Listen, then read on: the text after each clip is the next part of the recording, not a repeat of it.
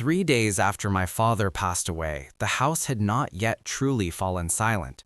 I was still sitting beside my mother, staring at his photograph, when my uncle arrived carrying a single sheet of paper he called a will. My father's signature was on it, too neat for a goodbye. Without hesitation, he threw my mother and me out of our own home. We walked away, holding back laughter, not because we were strong, but because he had no idea what I had done the day before my father died. And his ignorance was about to change everything.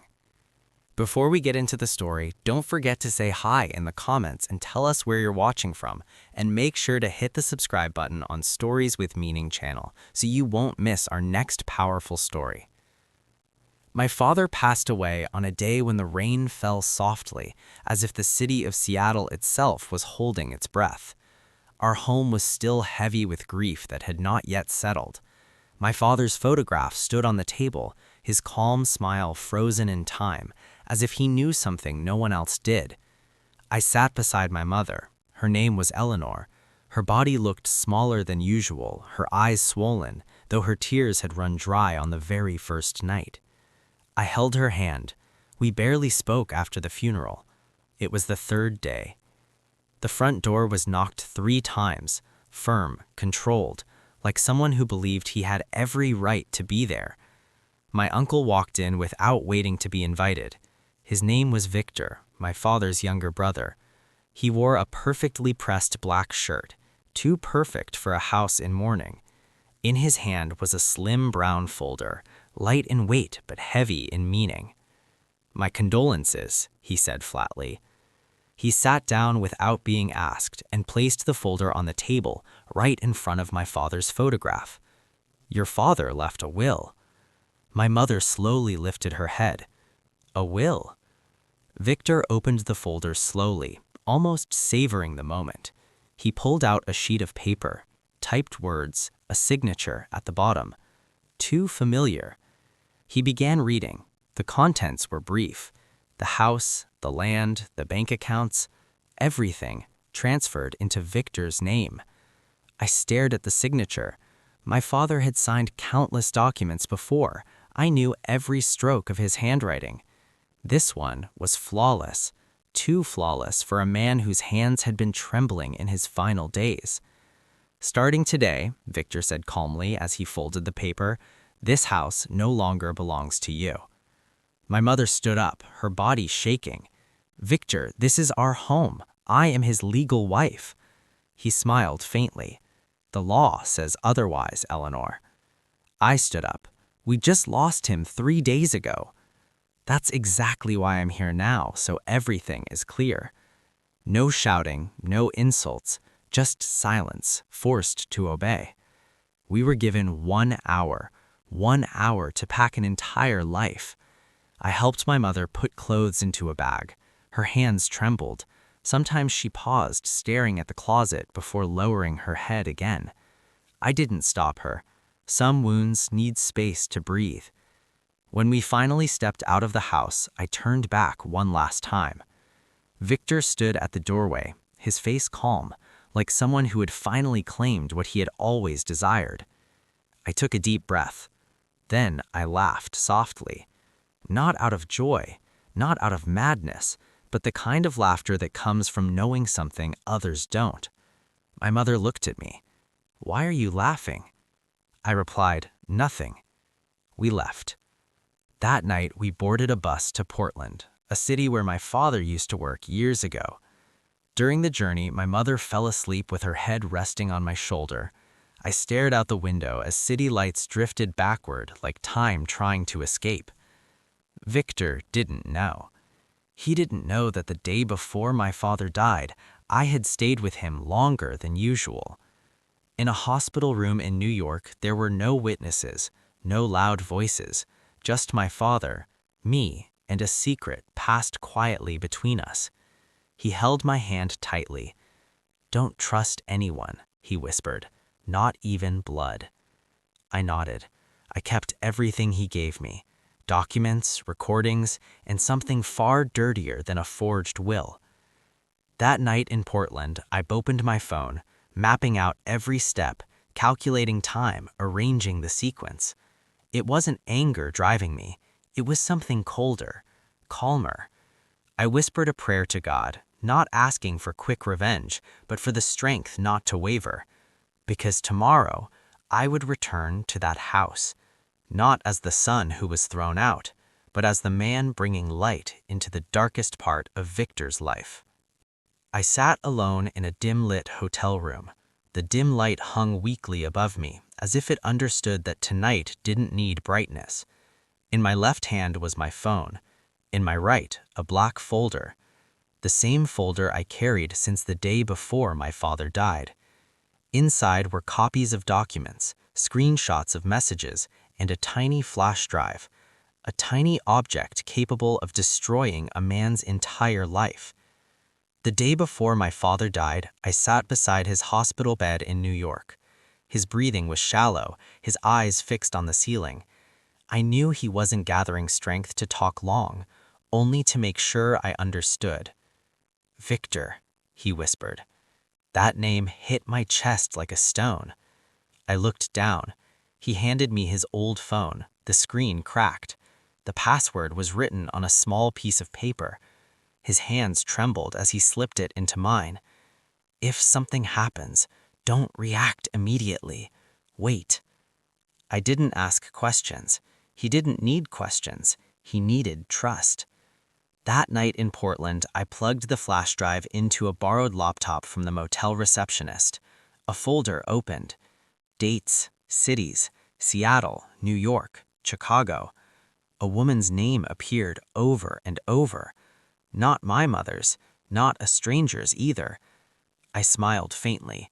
She was the wife of Victor's closest friend. I had heard her name before, at dinner tables, holidays, family photos. I closed the laptop. Not yet.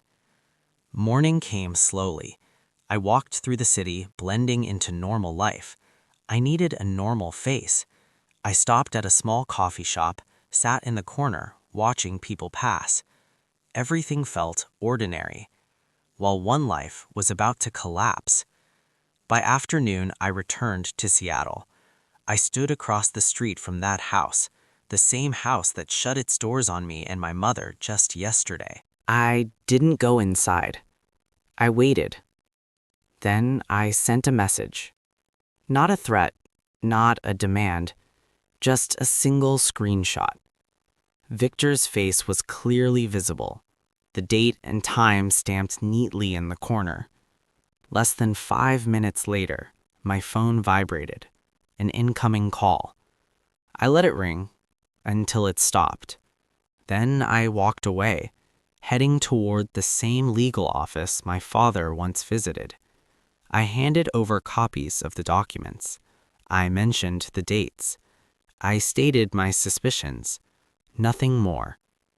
That afternoon, I made an anonymous post. No name, no emotion. Just facts, arranged calmly and precisely. Then I sent it to the right people. Business associates, social circles, extended family groups. That night, I sat inside a rental car. From a distance, the house looked bright. Too bright. Like a stage waiting for a tragedy to unfold. I didn't interfere. I simply opened the door and let the truth walk in on its own. My phone vibrated again. A voice message. Victor's voice. Broken, rushed, incomplete. The same man who stood with authority yesterday now sounded unstable. I turned off my phone. In the reflection of the car window, my face looked calm.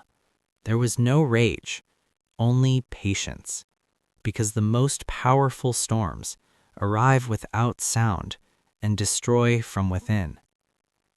I returned in the late afternoon. The Seattle sky was gray-blue, the winds slow and uneasy. The house still stood the same paint, same iron gate creaking softly, but the atmosphere was different. There was tension in the air, like electricity before a storm. My mother wasn't with me. She was staying at a relative's place in Portland, A small upstairs room, thin curtains. I made sure she stayed away, far from the noise, far from the eyes, far from whatever was about to happen. I stood at the door, didn't knock. I opened it myself. The lock was still the same. My father used to ask me to check it every night. Inside, the living room was a mess. Chairs out of place, papers scattered across the table. The television was on, but no one was watching.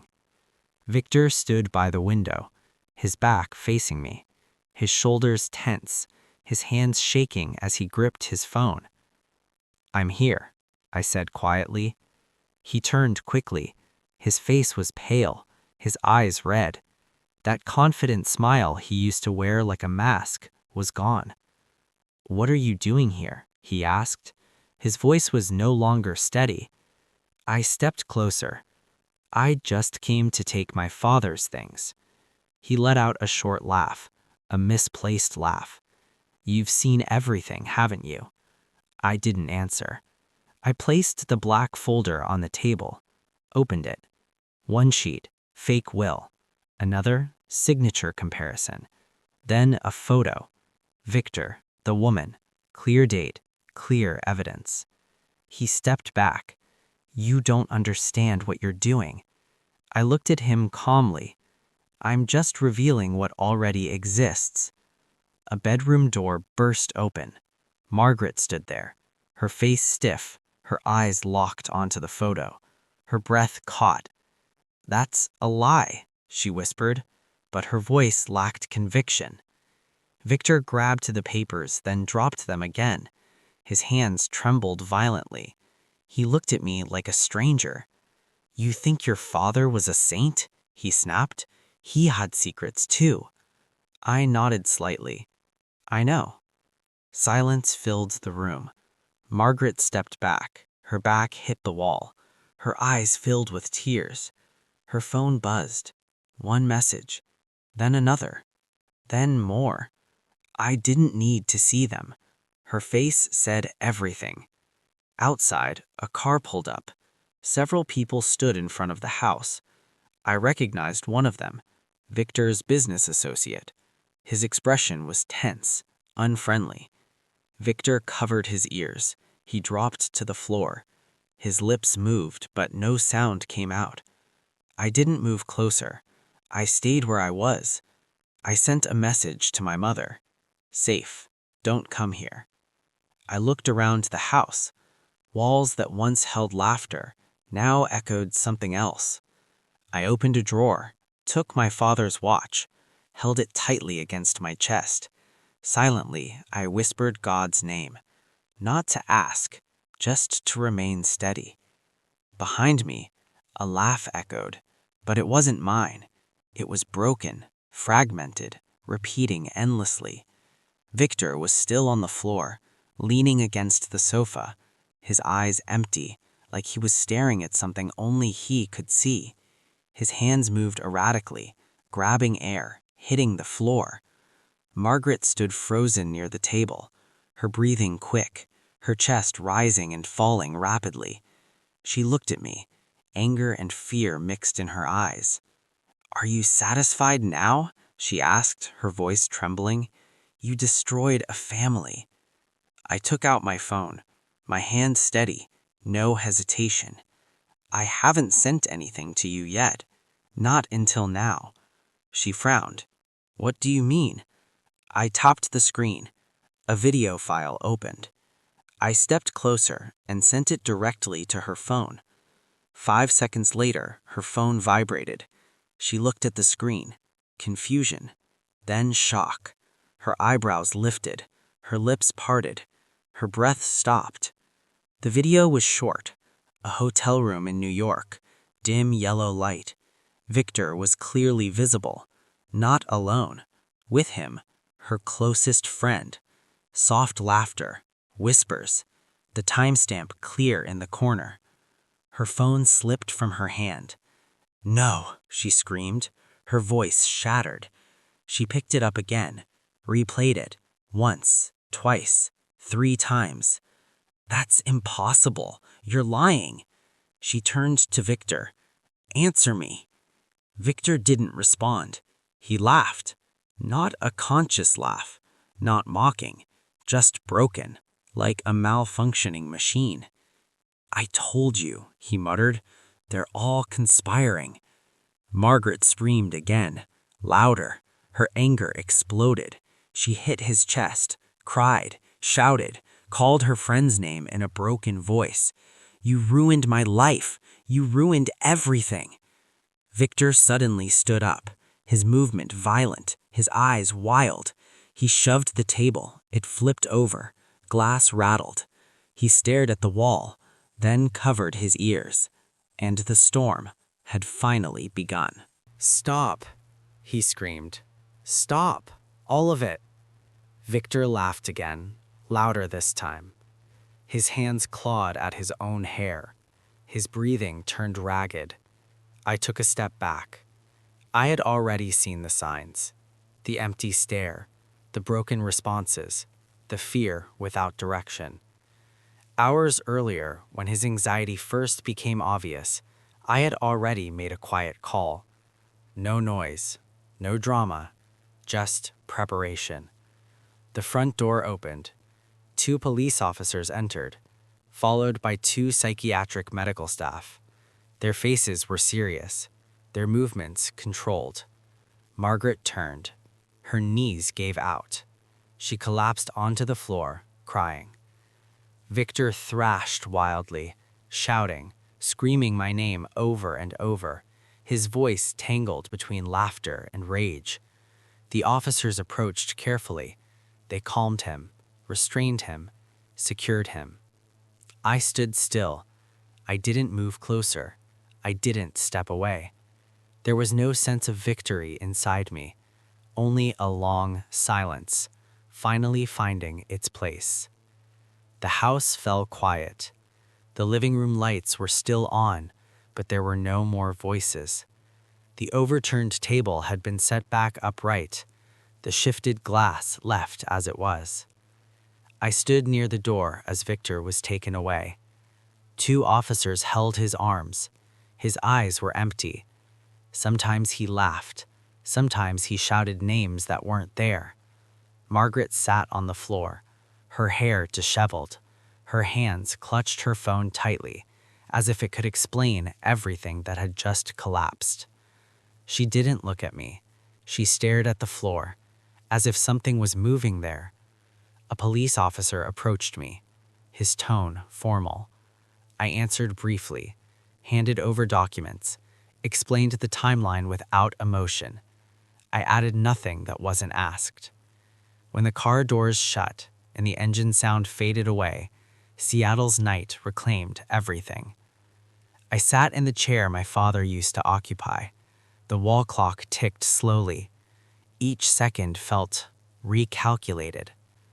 Margaret finally stood. She walked unsteadily to the kitchen, returned with a glass of water, her hands still trembling. "You planned all of this?" she asked quietly, not accusing, more realizing. I only followed what my father entrusted to me. Short, calm. She let out a bitter laugh. "He knew, didn't he?" I nodded. I didn't explain further. My phone vibrated. A message from my mother. I read it, didn't reply. She was safe, still in Portland, and I wanted her to stay there tonight. Margaret looked at my father's photograph. Her eyes filled with tears. "I didn't know," she whispered. "I truly didn't know." I took my father's watch from my pocket, placed it beside the photograph. My father always believed time would reveal everything. We sat in silence. No crying, no shouting, just exhaustion settling slowly. Around midnight, I stepped outside. Cold air clung to my skin. I stood on the porch, looking at the yard my father used to water. I made a call. The public notary answered quickly. I said one key word. He understood. In the distance, sirens echoed again. Not for us, but enough to remind me The night wasn't over yet. I went back inside. Margaret was sitting on the sofa, holding herself tightly. Her phone vibrated again. Her face changed. She read a message, then closed her eyes for a long time. "Everyone knows," she whispered. I didn't respond. I walked into my father's room. The closet was open. I took one last folder, one I hadn't opened since the hospital. I sat on the bed, staring at it for a long time. I knew whatever was inside would shape what comes next. Inside my chest, I whispered God's name once more, softly, calmly, because tonight was only the first door, and behind it, a long corridor still waiting. Morning came without permission. Thin light slipped through the living room window, falling onto the same floor that had witnessed everything the night before. The house felt bigger, but emptier. Margaret stood by the door, a small bag in her hand, her eyes swollen, her face pale, as if she hadn't slept at all. "I'm going home," she said quietly. I nodded. "Drive safe." She reached for the doorknob, but just as the door opened, a car engine stopped outside the gate. A white vehicle, with a bank logo. 2 men stepped out, their clothes clean, formal, their faces neutral, accustomed to delivering bad news. One of them stepped forward. "Is this Mr. Victor's residence?" he asked politely. I stepped forward before Margaret could speak. "This is my house," I said, calmly. "I'm his nephew. What is this regarding?" The man nodded briefly, opened a blue folder. "We're from the bank," he said. "We're looking for Mr. Victor." "He's currently under medical care," I replied. "He's unavailable." The officer wrote something down, then looked at us. "We need to deliver important information." Margaret froze beside me. Her grip tightened around her bag strap. The bank officer spoke, his tone flat, emotionless. "A property under Mrs. Margaret's name in New York is being foreclosed on. Mortgage payments have been overdue for 6 months." Her face changed instantly. Her breath caught. "What?" she whispered. "That's impossible." She looked at him as if the words would be taken back. The officer opened another document. "No payments have been made for 6 months. The last disbursement was used for other purposes."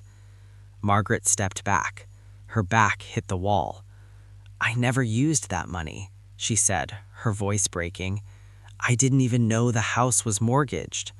The 2 bank officers exchanged a glance. "The documents were signed by Mr. Victor," one of them said. That sentence cut the last support holding her up. Her knees weakened. I caught her before she fell. "Everything is under my name," she whispered, "but I never knew." I guided her back to the sofa. The bank officers stepped back respectfully, giving space. Margaret stared blankly ahead. "So all this time," she whispered, "that money wasn't for our home." I remained silent. That answer had been locked inside me for a long time. He used my name. He mortgaged my house. Tears fell, one by one. No screaming, no explosion of anger, just shock, pressing down from within. The bank officers stepped back inside. The bank officers explained the procedures, deadlines, official letters that would be sent, but all of it sounded distant to Margaret. When they left, the yard fell silent again. Margaret stood with difficulty. "I don't have a home anymore," she whispered. I stood near the door. The morning wind slipped inside. "Get some rest first," I said. She shook her head slowly. "I have to go." She walked out with unsteady steps. At the doorway, she stopped, then turned back to me. "You knew all of this, didn't you?" I didn't deny it. I didn't confirm it either. She walked away, leaving the house that was now truly empty. She had only taken a few steps past the gate when something inside my chest felt heavy. Not victory, not satisfaction. It felt like exhaustion finally taking human form. I watched her back, her steps weak, her shoulders lowered, as if every burden in her life had fallen all at once. "Aunt Margaret," I called. She stopped, didn't turn immediately. "Come back inside," I said, softer this time. "You don't have to leave right now." She turned slowly, her eyes red, her face wet with tears she hadn't wiped away. "I have nowhere to go," she whispered. "I don't even know where to begin." I opened the gate wider. "Stay here for now," I said. "This is my father's house, and mine too." That sentence broke whatever was left of her defenses. Margaret burst into tears, her body trembling. She stepped toward me, then suddenly dropped to her knees. Her hands grabbed my legs. "I'm sorry," she sobbed. "I didn't know anything. I never meant to hurt you or your mother." I was startled. Instinctively, I held her shoulders and pulled her up. "Don't do that," I said firmly. "I don't need that." She kept crying, her breathing uneven. I guided her back inside, sat her on the sofa, gave her a glass of water, her hands still shaking as she held it. "I was foolish," she said softly. "I trusted completely. I never checked anything." I sat across from her. Sometimes trust comes at a high cost. The afternoon passed slowly. Margaret fell asleep on the sofa from exhaustion. I covered her with a thin blanket. Then I stepped outside, called my mother. "Mom, I'll pick you up today." Her voice on the other end hesitated. "Are you sure?" "I'm already home," I replied. "Everything is safe." That afternoon I drove to Portland. The road was crowded, the sky heavy. I picked my mother up at our relative's house. She stepped out carrying the same small bag from the day we were thrown out. Her face looked calmer, but her eyes held many questions. "We're going home," I said. She didn't ask anything else. When we arrived in Seattle, the lights were already on. I opened the door. My mother stopped at the entrance. Her eyes scanned the room, her breath caught. On the sofa, Margaret slowly woke up. She looked at my mother, her face filled with tears again. She stood, lowered her head deeply.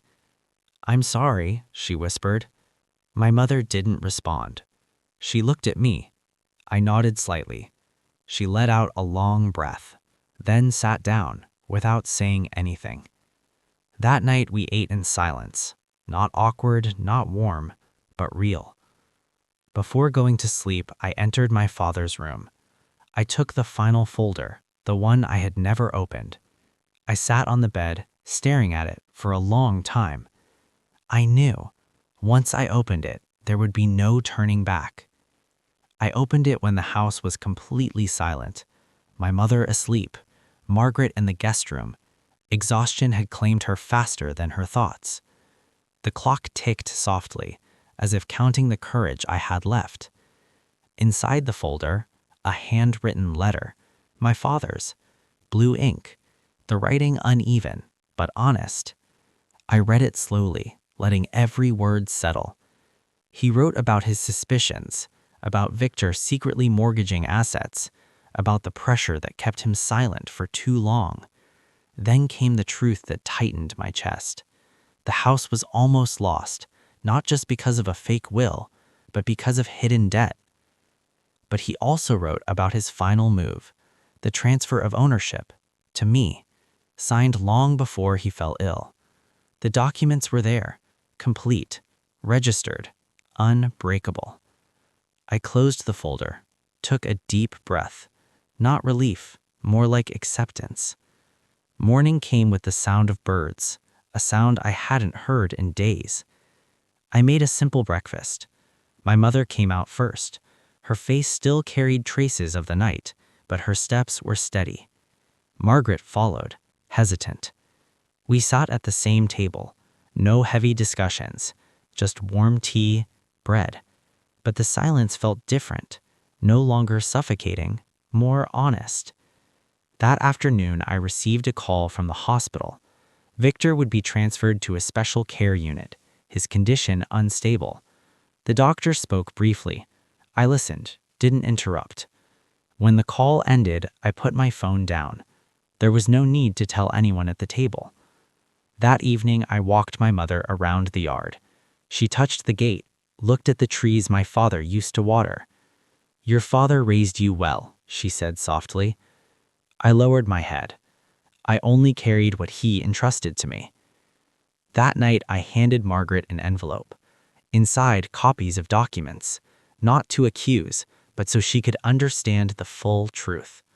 She read them while crying, but this time not from collapse, from understanding.